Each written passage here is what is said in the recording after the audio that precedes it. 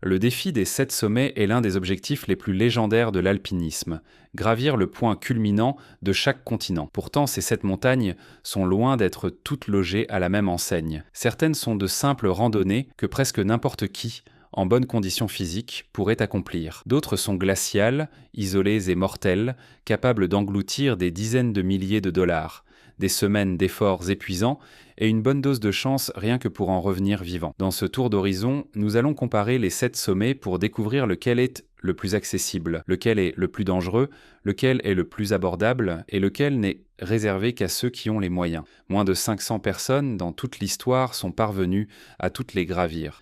Ce qu'exige la deuxième montagne de cette liste risque de vous surprendre, et ce que vous découvrirez sur la 6e vous étonnera sans doute tout autant. À la fin, vous saurez à peu près combien coûterait, en argent, la conquête des 7. Commençons. Notre périple débute en Afrique. Au-dessus des plaines proches de l'équateur se dresse, en totale solitude, un géant volcanique. Aucune chaîne pour le relier, aucun sommet voisin, juste une silhouette colossale qui perce les nuages. Au premier regard, il semble accessible. Ne vous y fiez pas, car cette montagne surprend presque tous ceux qui s'y attaquent, chacun à sa manière. Le Kilimandjaro est le point de départ habituel de la quête des 7 sommets. C'est le toit de l'Afrique, mais techniquement, ce n'est pas une ascension particulièrement difficile. Pas de glacier à traverser, pas de cordes, aucune compétence technique d'escalade nécessaire. C'est essentiellement une longue marche en montée, où le véritable adversaire est l'air raréfié. Il s'agit d'un stratovolcan formé de 3 cônes qui s'élève complètement seul au-dessus des plaines tanzaniennes. La plupart des randonneurs partent aux alentours de 1800 mètres, traversant la forêt tropicale, puis la lande, puis le désert alpin à mesure qu'ils grimpent. Au sommet, le paysage devient presque polaire, entre glace et glacier, alors que l'équateur n'est qu'à 300 km. 7 itinéraires officiels mènent au sommet, mais la plupart des grimpeurs n'en empruntent qu'une poignée. L'itinéraire Marangu est le plus simple, avec des refuges tout le long du parcours et une réputation de voie facile, bien qu'il affiche paradoxalement l'un des taux de réussite les plus faibles. Les itinéraires Macham et Lemosho offrent un trajet plus pittoresque et plus long, qui permet une meilleure acclimatation. L'itinéraire Rongai, qui aborde la montagne par le nord, est plus tranquille et monte plus progressivement. Et la voie de la Western Breach, désormais partiellement rouverte, propose une ligne plus raide et plus directe vers le sommet. Quel que soit l'itinéraire choisi, le mal aigu des montagnes reste l'obstacle numéro 1. Le sommet culmine à 5895 mètres et beaucoup de grimpeurs ne se laissent tout simplement pas assez de temps pour s'acclimater. Il n'existe pas de système de permis formel comme dans certains pays, mais les autorités locales exigent que tout grimpeur soit accompagné d'un guide agréé. Les ascensions en solitaire sans encadrement ne sont pas autorisées, et chaque expédition doit être accompagnée de porteurs et d'une équipe de soutien locale. Grâce à cette règle, la montagne est devenue une source d'emploi local majeure, faisant vivre plus de 21 000 porteurs chaque saison, et elle attire plus de monde que n'importe lequel des 6 autres sommets, avec jusqu'à 50 000 tentatives par an. Les prix varient énormément. Les opérateurs les moins chers facturent à peine 1 500 $ américains, bien que cela se fasse souvent au détriment de la sécurité et des salaires. Les agences réputées demandent en général entre 2 500 et 4 000 $ américains, selon l'itinéraire et la durée du séjour. Malgré l'affluence, les décès restent rares. Seul un petit nombre est signalé chaque saison, la plupart liés à des problèmes de santé préexistants ou à des complications dues à l'altitude. Le taux de mortalité est généralement estimé à environ 0,03%, ce qui fait de cette montagne l'une des plus sûres parmi les grands sommets du monde. Facile ne veut pourtant pas dire sans effort. Beaucoup la sous-estiment et le payent en cher, que ce soit par le mal des montagnes, un échec au sommet ou une évacuation d'urgence. C'est là toute l'astuce du Kilimandjaro. Il est peut-être le plus accueillant des 7, mais il exige tout de même qu'on le prenne au sérieux. De là, direction l'Antarctique, un continent sans la moindre ville, sans population permanente et pratiquement inaccessible. Niché au cœur de la chaîne Ellsworth, notre prochaine montagne se trouve à environ 1200 km seulement du pôle sud. Il peut sembler prématuré de le mentionner si tôt, mais c'est le seul des 7 sommets sans aucun décès confirmé, une particularité qu'aucun autre ne peut revendiquer. Ce n'était pas une montagne facile, c'est même peut-être l'un des défis les plus rudes de toute cette liste. Elle est isolée de pente d'un froid impitoyable et située sur le territoire le plus inaccessible de la planète. Et pourtant, il existe une raison de poids pour laquelle son niveau de danger reste faible. Personne n'est jamais mort en tentant l'ascension du massif Vinson.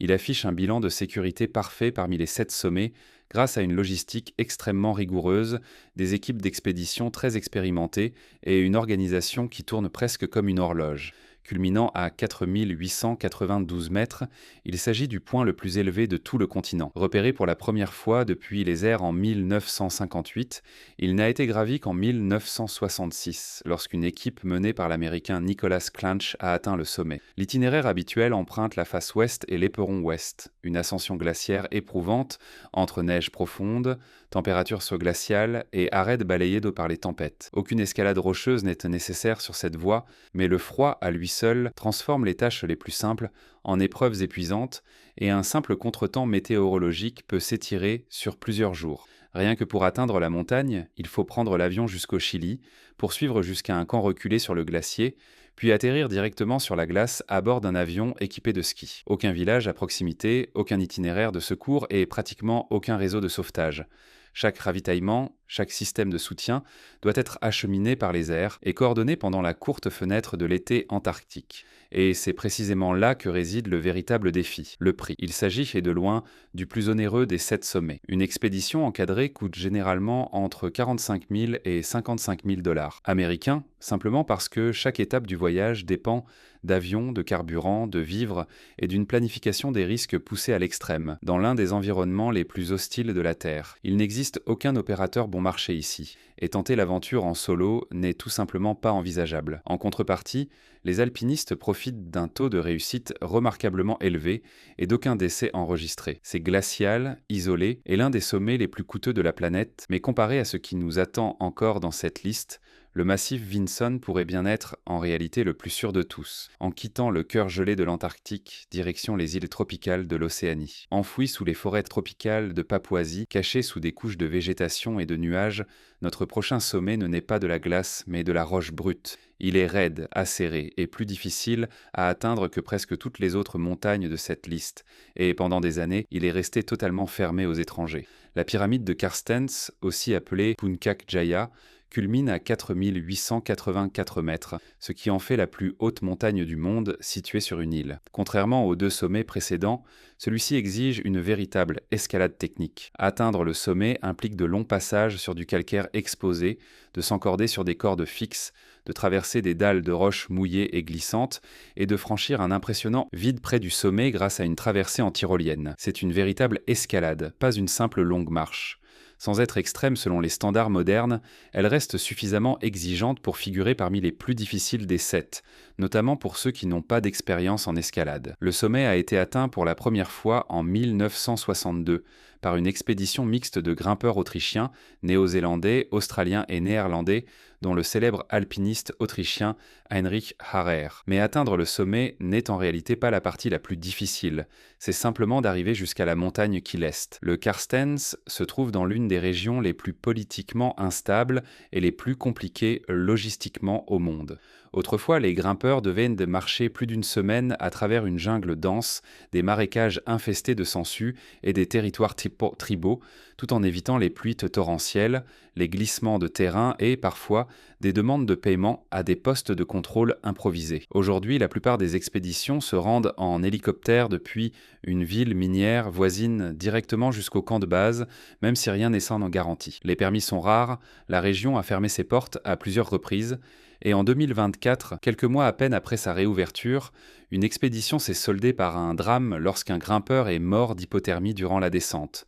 Malgré cela, statistiquement, la montagne elle-même n'est pas particulièrement meurtrière. Les décès restent rares et la plupart des groupes encadrés atteignent le sommet, mais l'accès restreint, les coûts élevés et une météo imprévisible en font l'une des expéditions les plus difficiles, ne serait-ce qu'à tenter. Côté budget, il faut compter entre 10 000 et 20 000 $ américains, selon que l'on se rend sur place en avion ou à pied, et selon la stabilité de la région ce mois-là. Ce n'est peut-être pas la montagne la plus haute de cette liste, Mais la pyramide de Carstens pourrait bien être la plus compliquée des 7. Direction ensuite l'Amérique du Sud. À la frontière entre l'Argentine et le Chili, se dresse un colosse qui domine la cordillère des Andes, le point culminant de tout ce qui se trouve hors d'Asie. Il ne demande aucune compétence technique d'escalade, mais son altitude, ses tempêtes brutales et son exposition permanente ont eu raison de nombreux alpinistes au fil des années. L'Aconcagua essaie le sommet le plus élevé, à la fois de l'hémisphère sud et de l'hémisphère occidental, culminant à 6 962 mètres. Malgré cette altitude vertigineuse, ce n'était pas une ascension techniquement exigeante. Pas de glacier à traverser, pas de corde fixe, aucune section rocheuse exposée sur l'itinéraire classique, ce qui lui vaut le surnom de plus haut sommet de trekking au monde. Ce surnom peut toutefois induire en erreur, car l'Aconcagua est brutale non pas à cause du terrain, mais à cause de l'air raréfié, du climat impitoyable et de l'exposition totale aux éléments. Son nom viendrait de mots quechua signifiant à peu près sentinelle de pierre. Il a été gravi pour la première fois en 1897 par un alpiniste suisse voyageant en solitaire, dans le cadre d'une expédition européenne plus large. L'itinéraire classique commence dans une vallée basse et monte progressivement à travers une série de camps de base, une ascension lente et éreintante sur des pierriers instables et sous des vents implacables. Près du sommet, les grimpeurs affrontent dans une large pente exposée, surnommée ainsi précisément pour la manière dont elle épuise les dernières de force juste avant l'assaut final. Aucune compétence technique de montagne n'étant requise, mais c'est justement ce qui en fait le danger. Réputée facile, elle est largement sous-estimée par beaucoup, qui en paient ensuite le prix. Gelure, mal des montagnes et épuisement total sont des issues fréquentes. Le sommet se situe juste en dessous des 7000 mètres et contrairement aux montagnes de l'Himalaya, il n'existe ici aucun personnel spécialisé pour l'assistance en haute altitude. Chacun est responsable de son propre équipement, de ses propres camps et doit affronter le froid par ses propres moyens. Chaque année, environ 3 grimpeurs meurent sur cette montagne. Ce chiffre peut sembler modeste, mais rapporté au nombre réel de personnes qui tentent l'ascension, le taux de mortalité est plus élevé que ce que la plupart imaginent. Aucun sauvetage en hélicoptère n'est possible au-dessus de 6000 mètres, aucune descente rapide n'est envisageable, et la montagne a un long historique de tempêtes soudaines qui surprennent les équipes sans crier gare. Côté finance, elle est plus abordable que la plupart des montagnes de cette envergure. Les voyages économiques démarrent autour de 3000 $ américains, tandis que les expéditions encadrées haut de gamme se situent entre 5000 et 7000 $ américains. Les grimpeurs indépendants peuvent en dépenser encore moins, même si les permis, la nourriture, le transport et la logistique finissent par peser dans la balance. Voilà en somme ce qui définit l'Aconcagua, accessible en théorie, impitoyable en pratique pour qui n'est pas préparé. Pas besoin de crampons ni de cordes ici, mais il faut des poumons solides, de la patience et un véritable respect de l'altitude. De là, direction l'Europe. Près de l'extrémité sud de la chaîne du Caucase se dresse un volcan endormi à double sommet, plus haut que tout autre point du continent. Vu de loin, il ne paraît pas particulièrement extrême, mais il s'est forgé une réputation dangereuse, en grande partie parce que on le sous-estime souvent. L'Elbrus est le point culminant de l'Europe, à 5642 mètres au-dessus du relief environnant du Caucase. C'est un volcan endormi couronné de 2 sommets arrondis. Et sur le papier, il ressemble à l'une des montagnes les plus accessibles de toute cette liste. On y trouve des téléphériques, des chenillettes à neige et même des refuges chauffés à mi-parcours. Ne vous laissez pas berner par ce confort, car l'Elbrus est l'une des montagnes les plus sous-estimées au monde, et c'est précisément ce qui la rend si dangereuse. Son sommet occidental, le plus élevé, a été gravi pour la première fois en 1874 par une expédition britannique. La plupart des grimpeurs empruntent aujourd'hui l'itinéraire sud classique, partant de refuges situés à environ 3800 mètres et grimpant des pentes enneigées directement jusqu'au sommet. Aucune escalade technique sur roche, aucune corde fixe, aucune véritable traversée de glacier sur l'itinéraire principal. Mais le climat là-haut est sans pitié. Blizzards aveuglants, vents hurlants et chutes brutales de température sont fréquents, même en plein été, et c'est exactement là que l'Elbrus a surpris tant de grimpeurs. En moyenne, 5 à 10 personnes meurent chaque année sur cette montagne. Beaucoup sont des randonneurs expérimentés, tout simplement pas préparés à l'altitude, au froid extrême ou à la rapidité avec laquelle une tempête peut effacer complètement le sentier. L'un des drames les plus marquants s'est produit en 2021 lorsqu'un groupe de 19 grimpeurs s'est retrouvé pris au piège dans un blizzard soudain juste sous le sommet. 5 d'entre eux sans des lartreux sont morts à moins de 400 mètres de la cime. Les équipes locales de secours en montagne rapportent que l'Elbrus génère plus d'appels de recherche et de sauvetage que n'importe quelle autre montagne du pays. Non pas parce qu'elle est techniquement difficile, mais parce qu'elle paraît trompeusement facile. Il existe aussi un itinéraire nord plus reculé et quasiment dépourvu d'infrastructures, mais la majorité des grimpeurs privilégient le versant sud où l'accès est simple et la surveillance minimale. L'Elbrus est aussi l'un des sommets les plus économiques parmi les 7. Les expéditions encadrées démarrent autour de 1200 dollars américains, et beaucoup de gens tentent même l'ascension en totale autonomie. Ce faible coût d'entrée attire les foules, et les foules apportent leur lot de risques. Ainsi, même sans nécessité de cordes ni de piolets, l'Elbrus continue de faire des victimes chaque année. Ce n'est pas la montagne la plus difficile de cette liste, mais c'est peut-être la plus dangereusement sous-estimée. Direction maintenant plus au nord. Au cœur des étendues sauvages de l'Alaska, entourée de glaciers et de nature intacte, la montagne suivante domine tout le reste de l'Amérique du Nord. Elle n'est pas seulement haute, elle est massive, glaciale et isolée d'une manière qui exige un engagement total et ne fait aucun cadeau. Le Denali est le point culminant de l'Amérique du Nord, à 6190 mètres au-dessus du niveau de la mer. Mais ce chiffre, à lui seul, ne raconte pas toute l'histoire, car le Denali possède aussi le plus grand dénivelé, du pied au sommet, de toutes les montagnes de la planète. Mesuré depuis la toundra environnante jusqu'à son point culminant, il s'élève sur plus de 5000 mètres, davantage de dénivelé que l'Everest lui-même. Il portait autrefois un autre nom, mais en 2015, son nom d'origine, Denali, qui signifie le grand le grand dans la langue indigène locale, a été officiellement rétabli. La première ascension confirmée remonte à 1913 lorsqu'une expédition a atteint le sommet par un itinéraire glaciaire sur le versant nord de la montagne. Aujourd'hui, presque tous les grimpeurs empruntent plutôt un autre itinéraire, établi en 1951. Il n'est pas techniquement difficile, mais cela ne le rend en rien facile. Cet itinéraire classique est un parcours long et épuisant sur neige et glacier. Les grimpeurs tirent entre des traîneaux chargés, se faufilent à travers des champs de crevasses, installent plusieurs camps d'altitude et endurent certaines des conditions météorologiques les plus rudes de toute cette liste. Les tempêtes y sont féroces, les températures peuvent chuter jusqu'à moins 40 degrés Celsius et la proximité de la montagne avec le cercle polaire arctique rend l'air encore plus rare et l'acclimatation encore plus difficile que ce que l'altitude seule laisserait supposer. La plupart des expéditions duraient de 2 à 3 semaines, et tout le matériel nécessaire doit être transporté à la force des bras. Il n'y a ni porteur ni guide, sauf si on les engage spécifiquement. C'est une aventure entièrement autonome, isolée et glaciale. Rien que pour atteindre le camp de base, il faut voler à bord d'un petit avion de brousse jusqu'à une piste d'atterrissage sur le glacier. De là, il n'y a plus que neige et ciel ouvert, à perte de vue, sur des centaines de kilomètres. Le Denali est réellement dangereux. Plus de 130 personnes sont mortes sur ses flancs depuis le début des relevés, ce qui situe le taux de mortalité à environ 0,3%, nettement plus élevé que celui du Kilimandjaro ou de la Concagua. La plupart des décès résultent de chutes, de gelures ou de maladies liées à l'altitude. Et même lorsque le sauvetage est possible, le climat brutal et le terrain peuvent le retarder de plusieurs jours. Gravir le Denali n'est pas donné, sans pour autant être l'option la plus chère. Les permis coûtent environ 435 dollars américains et la plupart des expéditions encadrées coûtent entre 6 000 et 12 000 dollars américains. Les grimpeurs indépendants peuvent dépenser moins, mais seulement s'ils considèrent de solides compétences en alpinisme et le matériel adéquat, car il n'existe pratiquement aucun système d'assistance sur la montagne. Pour beaucoup, le Denali représente le plus dur des 7 sommets, non pas à cause de son altitude, mais à cause du froid, de l'isolement et de l'épuisement physique total. Il détient le plus grand défi vertical de toute cette liste, et il ne vous laisse jamais l'oublier. Et nous voici arrivés au dernier sommet, celui qui n'a presque pas besoin d'être présenté. À cheval entre deux pays, en plein Himalaya, plus haut que n'importe quel autre point de la planète, voici la montagne qui a redéfini ce que l'on croyait humainement possible. Mais la renommée mondiale s'accompagne aussi de dangers, et pas mal de controverses, car gravir cette montagne n'est plus seulement un défi physique.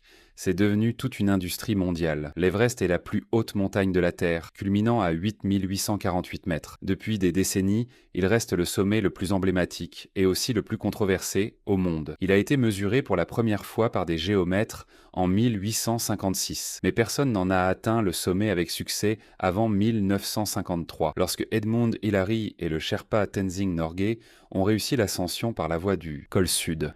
La plupart des grimpeurs suivent aujourd'hui encore ce même itinéraire général, partant d'une petite piste d'atterrissage de montagne, traversant à pied une vallée himalayenne bien connue, puis montant à travers les camps supérieurs vers l'arête sud-est. Il existe aussi un itinéraire par l'arête nord, depuis l'autre versant, généralement plus froid, plus venteux et plus isolé. Mais les deux versants de la montagne partagent un point commun, le danger. L'Everest culmine si haut que les hélicoptères ne peuvent pas survoler le sommet en toute sécurité, et si haut que le corps humain ne parvient tout simplement pas à s'y adapter pleinement. Au-delà de 8000 mètres, les grimpeurs entrent dans ce que l'on appelle la zone de la mort, où le taux d'oxygène chute si bas que le corps commence littéralement à s'éteindre. Même avec un équipement et un encadrement moderne, plus de 300 personnes sont mortes en tentant cette ascension. Certaines années particulièrement dramatiques, jusqu'à 10 ou 15 grimpeurs sont morts en une seule saison. Les taux de mortalité varient selon les années, mais se situent généralement entre 1 et 2% de toutes les tentatives de sommet, avec des chiffres bien plus élevés lors des premières décennies. La plupart des décès sont dus au mal des montagnes,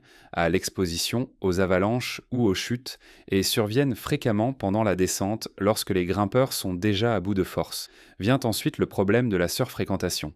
Ces dernières années, l'Everest est devenu un véritable aimant commercial, avec des centaines de personnes tentant le sommet durant les mêmes et rares fenêtres météo favorables. Cela a engendré des embouteillages, de longs retards et de dangereux bouchons humains dans les zones d'altitude, dont un incident tristement célèbre en 2019 où des dizaines de grimpeurs ont dû patienter en file près d'un passage clé proche du sommet, un retard qui s'est révélé fatal pour plusieurs d'entre eux. Les coûts varient énormément selon l'opérateur. Les agences les moins chères facturent à peine 33 000 $ américains, mais il faut alors s'attendre à patienter en file, à gérer soi-même son oxygène et à accepter un risque plus élevé de manquer de soutien. Les opérateurs internationaux haut de gamme facturent entre 60 000 et 90 000 $ américains, avec logistique complète, prévision météo dédiée et personnel de montagne pleinement qualifié. Le seul permis peut coûter environ 15 000 $ américains par grimpeur, et ce n'est là que le point de départ. L'Everest est la plus haute montagne du monde, mais c'est aussi la plus fréquentée, la plus coûteuse et de loin la plus médiatisée de toute l'histoire de l'alpinisme. Fouler son sommet, c'est se tenir à un endroit où seule une infime fraction de l'humanité a jamais posé le pied. Mais cet exploit a un prix élevé, qui se mesure en argent, en risques et parfois, tragiquement, en vies humaines. Alors concrètement, combien coûterait l'ascension des 7 sommets? Même en empruntant le chemin le plus économique possible, il faut compter bien plus de 100 000 $ américains au total. Pour la plupart des grimpeurs, la fourchette réaliste se situe entre 130 000 et 180 000 $ américains, une fois pris en compte les permis, l'équipement, les déplacements et l'encadrement guidé. C'est une entreprise colossale, exigeante à la fois physiquement, logistiquement et financièrement. Pour la plupart de ceux qui s'y lancent, ce n'est pas simplement une case à cocher sur une liste, c'est l'objectif d'une vie. Dites-nous quel sommet, parmi ces 7, vous a le plus surpris ou lequel vous aimeriez tenter en premier.